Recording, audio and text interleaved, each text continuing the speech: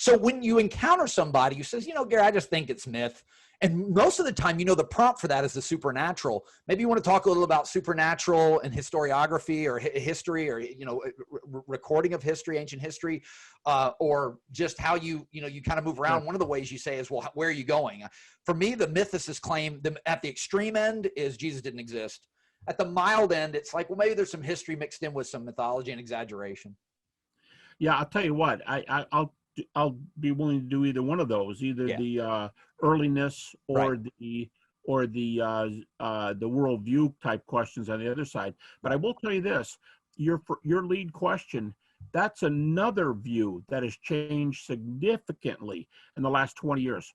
When I did this article in 2005 for the Journal for the Study of the Historical Jesus, I said that by far scholars, left, right, center, scholars believe that Paul is the major source to go to. They'll take Paul over the Gospels. These are critics. Yes. They'll take Paul over the Gospels. Right. And they think 1 Corinthians 15, right. I said this back in 05, right. that they think 1 Corinthians 15 is that the majority believe that Paul received that material no later than 35 to 36 AD. And we have the years on that. They can figure out the data. They can count the years. We can do the math.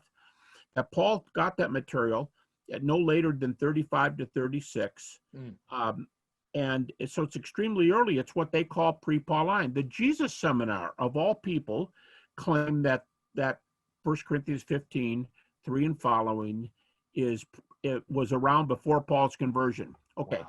Well, things have gotten tighter since then.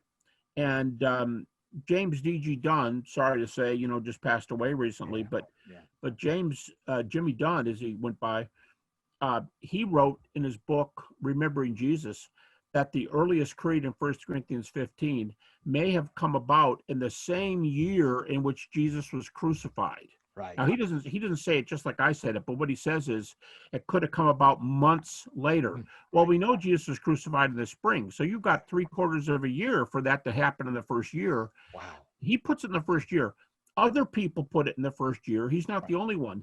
But Bart Ehrman, and I hope people realize most of the people we're citing are unbelievers and skeptics. So they're not going to. They shouldn't be able to walk away and go, "Well, yeah, you evangelicals are crazy. Are you this, this or that?" No, we're citing your people. Absolutely. And Bart Ehrman, who's the best-known skeptic, he depends on what issue you're talking about, but he calls himself either an atheist or an agnostic. Right.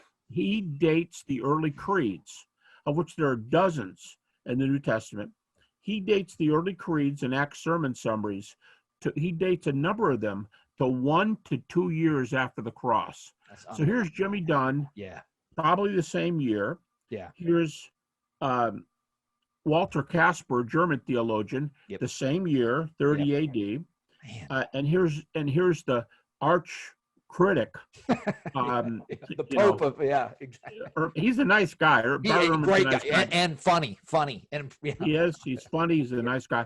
He dates a lot of these 1 to 2 years later. So what I'm saying is, when I wrote this article in 05, 06, I said it's pretty much consensus that everybody puts it no later than 5 to 6 years after the cross. Now you can say some works have actually come out saying that the consensus is moved back from 5 to 6 years. Now, just so the listeners know, I do not think it's true that early date stops legend theories. It doesn't. Okay. Here's how long it takes to stop a legend theory.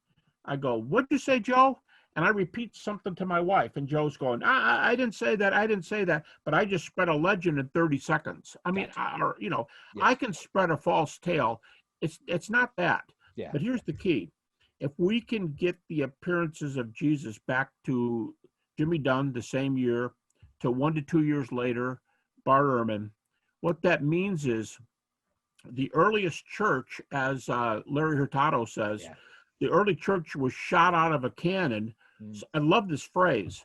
There are a lot of theologians now who are saying the earliest Christology was the highest Christology. A lot of people believed it took till John, 60 years later, to get the highest Christology. And they're saying now, no, we can argue this. These are critical scholars, that the highest Christology was shot out of the gate. Why was it shot out of the gate in 30 AD? because once they saw Jesus raised, it made them realize, whoa, I know who he said he was, but now I know it.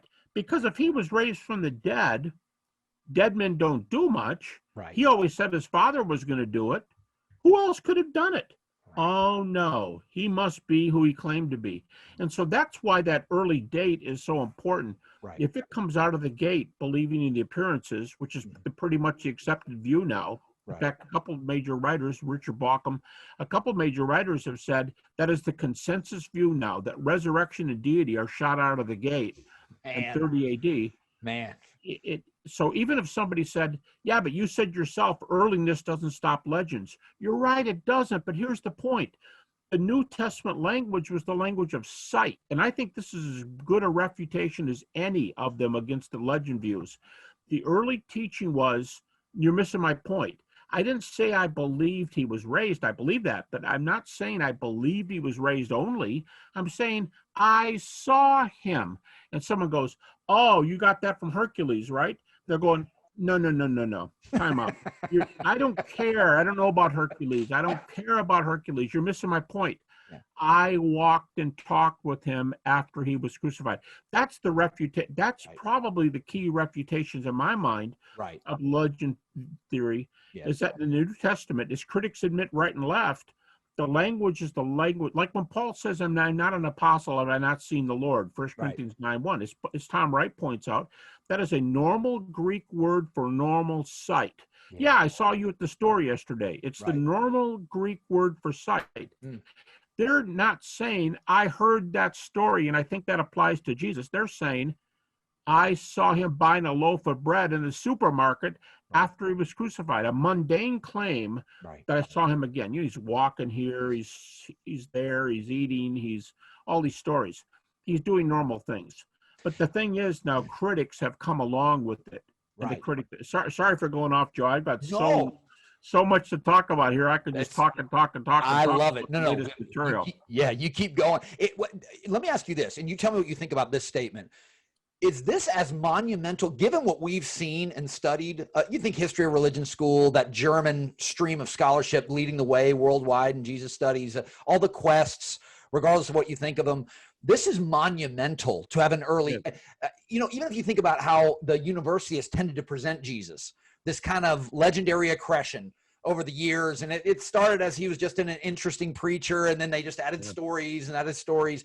So therefore you get all this commentary about how canonization questions, these other gospels, and there's a bunch of different competing views to fit that model.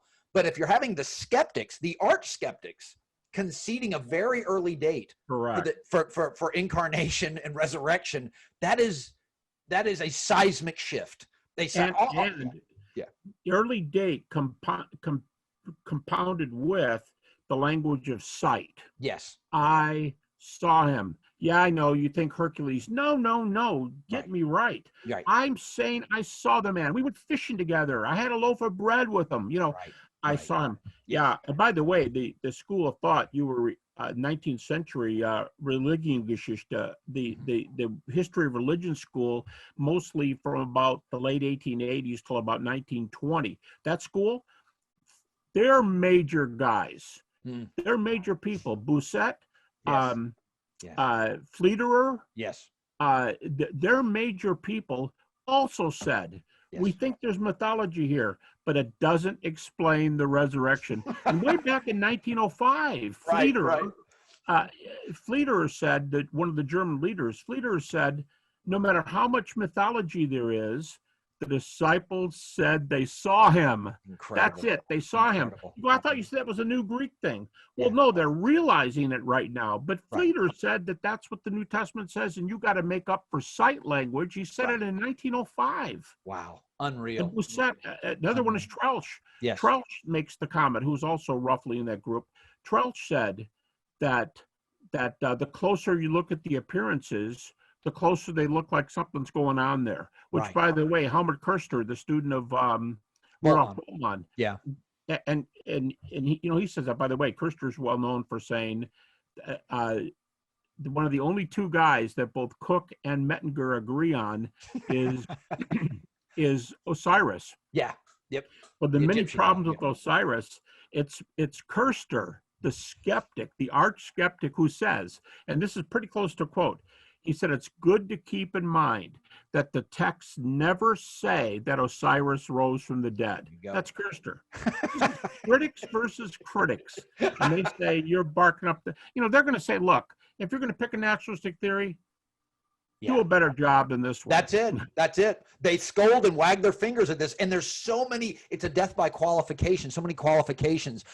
I was having to honestly pump the argument up in my dissertation so I didn't look like Don Quixote, charging a windmill here. I mean, I kept trying to pump the argument and, just move back to, punt to method.